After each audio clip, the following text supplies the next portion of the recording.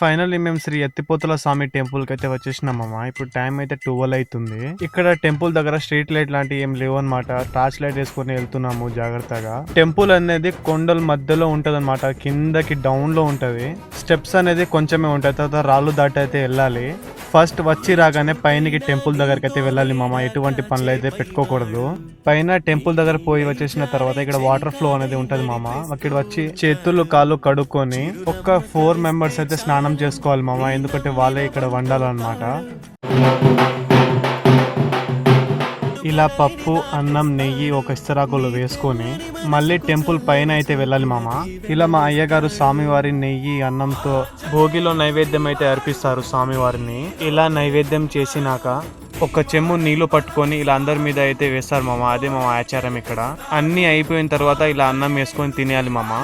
Time వచ్చేసి 3 AM అయిపోయింది మామ మేము తినేసరికి. రేపు మార్నింగ్ మీకు టెంపుల్ మొత్తం చూపిస్తాను మామ. సో ప్లీజ్ ఫాలో చేసుకొని సపోర్ట్ చేయండి.